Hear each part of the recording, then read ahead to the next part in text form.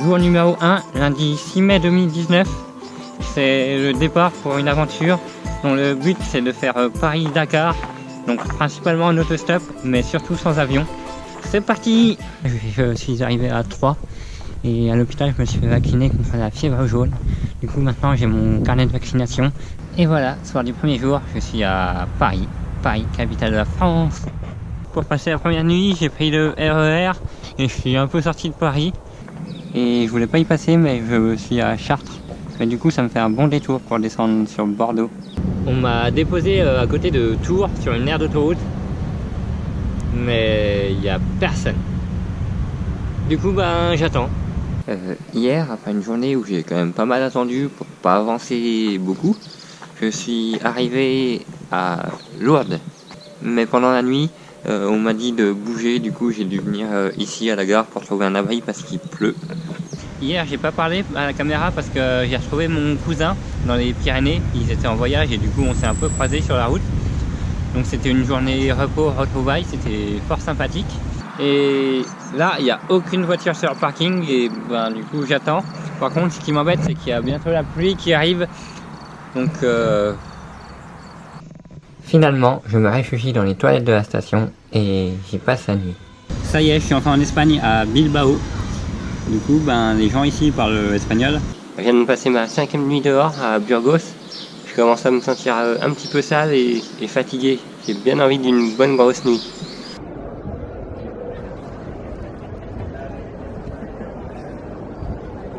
J'ai sorti enfin le short. Le matin il fait frais, mais les après-midi sont plutôt chaudes. La bonne nouvelle c'est qu'on m'a déposé à l'entrée d'une autoroute. La mauvaise nouvelle c'est que là ça fait une demi-heure, j'ai vu encore aucune voiture. Du coup je vais peut-être attendre pas mal de temps ici. Et par contre j'ai pas beaucoup d'eau. Et je crois qu'il n'y a pas de village aux alentours, du coup va falloir que ça marche. Je me dépose à des endroits où ça ne marche pas du tout. Donc ça commence à devenir assez long.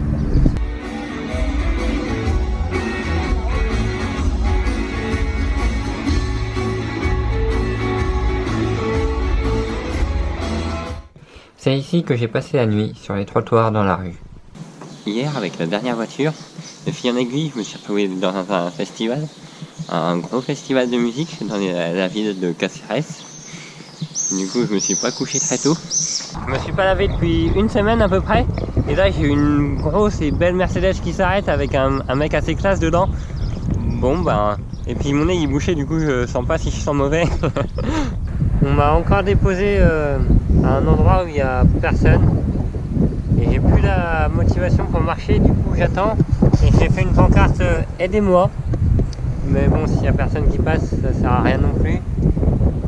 Je vais attendre que la chaleur se calme et puis peut-être que ce soir je vais marcher. En fait je dirais pas que le stop en Espagne ça ne fonctionne pas, c'est juste que c'est pas très bien conçu pour. En fait, il n'y a pas d'aire d'autoroute, les entrées et sorties, il y en a tous les 2 km, du coup, quand on te pose à ce qu'on pourrait appeler un péage, il n'y a personne. Et par contre, les gens, j'ai l'impression, ils veulent pas faire 1 km de plus pour me déposer. C'est vraiment, faut que ça soit sur leur chemin, sinon ils me prennent pas. Mais quelques notions d'espagnol me servent un petit peu dans les voitures en stop, donc c'est toujours cool. Et là, on m'a déposé à Séville.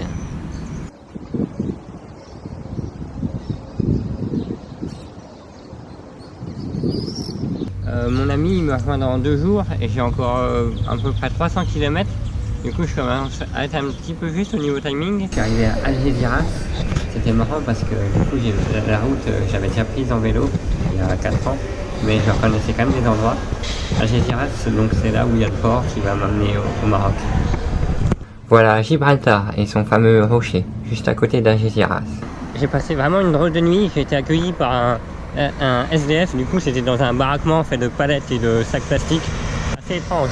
Voilà, je viens de passer la frontière du coup entre l'Espagne et le Maroc, frontière terrestre à Ceuta. C'était vraiment particulier. Moi de mon côté avec mon passeport je passe tout debout genre en 5 minutes. De l'autre côté il y a une énorme file et une foule incroyable pour pouvoir passer du coup en Espagne. Et je sais pas si je commence à être un petit peu malade, mais hier je me suis couché à 14h et ce matin je me suis réveillé à 6h. Du coup ça fait une énorme nuit. En même temps j'en avais bien besoin. Et là donc à Tanger, je récupère mon ami à l'aéroport et puis voilà quoi. Et je suis arrivé, je suis vivant. Pour l'instant. On en reparle dans une semaine. Et c'est reparti pour l'aventure. Team Rudy, on déroute encore.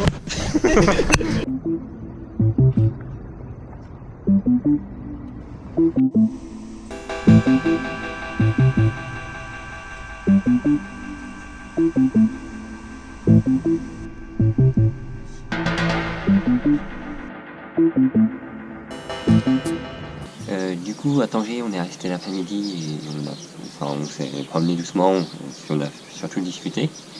Et ensuite le lendemain on a pris un train et un bus pour arriver à Meknes et à Fès. Et à Fès par contre on a eu une petite embrouille avec un faux guide, donc ça c'était pas super. Et du coup le lendemain on a pris la route.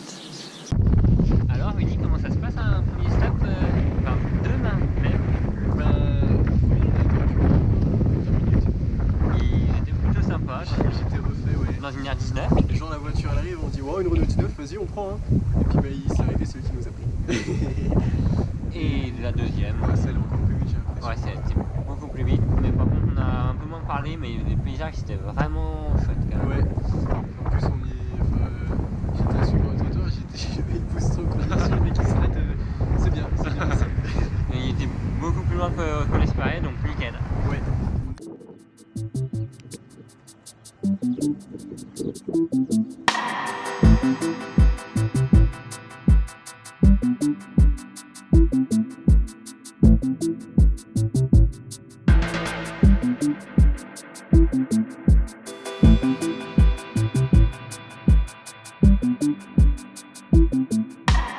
Vas-y Rudy, on est où? On est à Ouarzazate.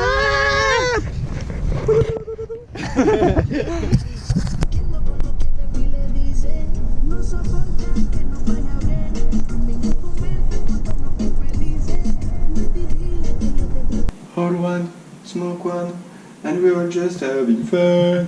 We just hold one, smoke one, and we live like this, we're supposed to party.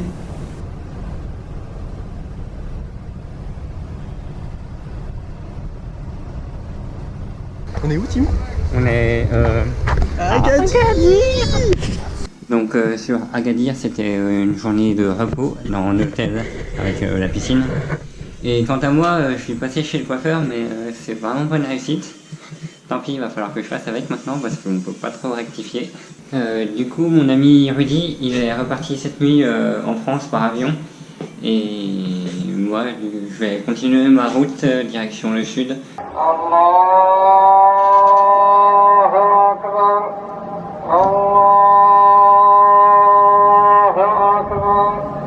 Cette nuit, j'ai un bus qui m'a amené aux portes du Sahara, à Laayoune. Et là, c'est vraiment désert. J'ai vu mes premières dunes de sable.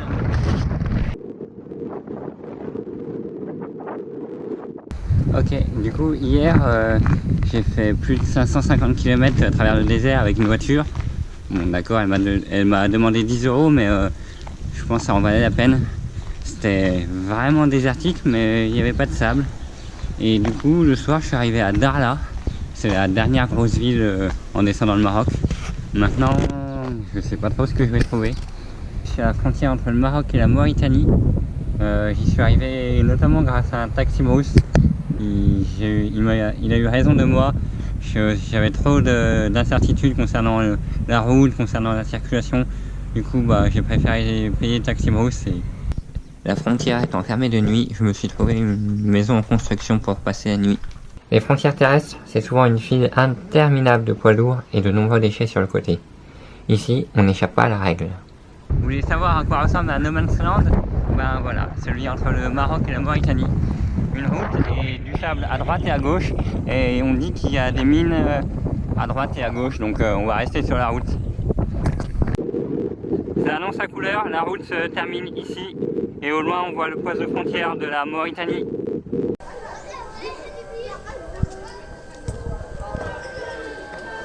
J'ai passé le PK55, c'est le point de passage donc côté mauritanien entre le Maroc et la Mauritanie, c'est assez connu. Et je me suis retrouvé donc à Nouadhibou, la deuxième plus grosse ville. Et j'ai succombé pour une chambre bon, un peu miteuse, mais une chambre quand même où je vais pouvoir me reposer et avoir un peu de confort parce que dehors les conditions de vie sont quand même bien plus faibles qu'au Maroc. Et si tout se passe bien, dans mes plans, j'aimerais prendre un train de minerai de fer. Du coup, ça sera un train de marchandises qu'on peut prendre gratuitement. Je me suis levé assez tôt ce matin et j'arrive à la gare. Il y a un seul train qui part par jour de cette gare, donc c'est le mien. Mais on m'a dit qu'il part plutôt le soir. Et du coup, il va durer 12 heures dans un train de marchandises. Ça va être de nuit et je sais pas trop ce que ça va donner.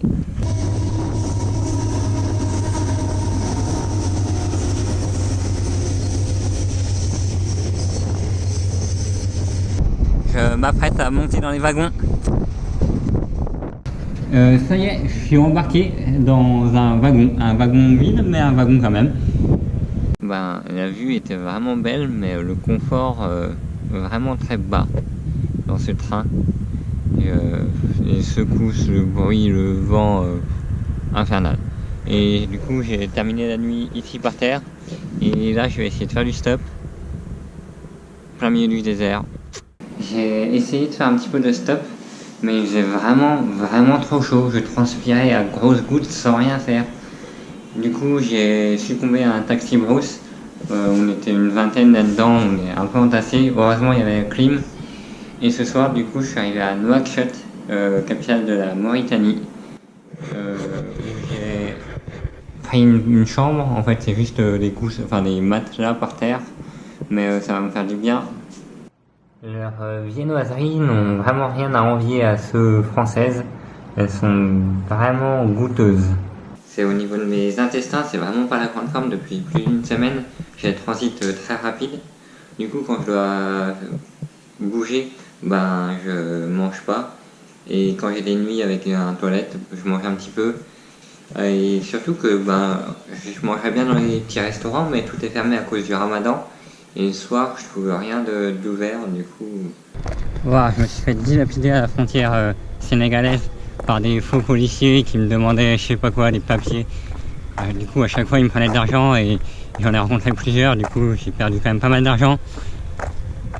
Oh là là, putain. En fait, c'est plus de 300 € qu'on m'a arnaqué à la frontière. Donc ces derniers jours, juste après la frontière, j'ai été accueilli de nuit par quelqu'un et on a vécu un petit peu à la sénégalaise. Il m'a emmené dans la brousse, c'était vraiment exceptionnel.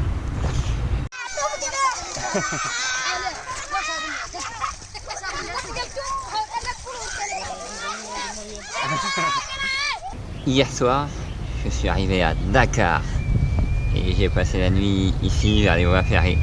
Mais voilà, j'ai fait mon Paris-Dakar. Allez, ça vaut bien une petite bière ce Paris-Dakar. Santé.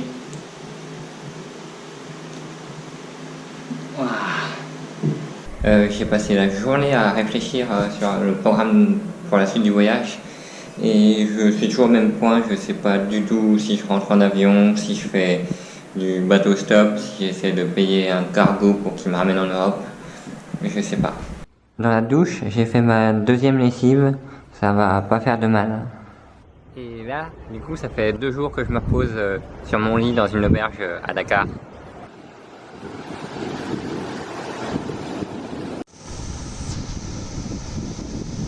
Du coup, à Dakar, j'y suis resté 4 nuits.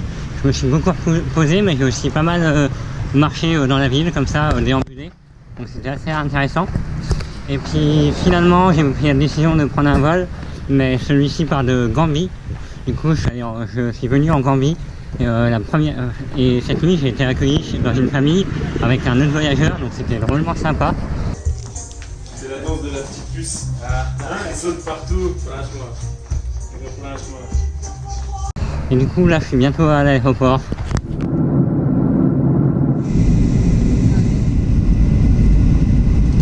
Ça y est, j'ai pris un vol de nuit, mais j'ai pas dormi. Et je suis arrivé à Francfort. Du coup, je suis passé de Banjul en Gambie jusqu'à Francfort en Allemagne. Je pourrais presque ça appeler un dépaysagement. Enfin, du coup, je retrouve la société occidentale. C'est assez marrant. Et là, il est midi à peu près et je suis bientôt à la frontière française du côté de Mulhouse. J'ai pris un Flixbus parce que je suis vraiment trop sale, mes affaires sont poussiéreuses comme pas possible. Du coup, j'ai pas trop envie d'infliger ça en faisant du stop. Ça y est, frontière française. Ce soir, je suis hébergé chez un ami à Montbéliard. Et ce matin, j'ai refait du stop.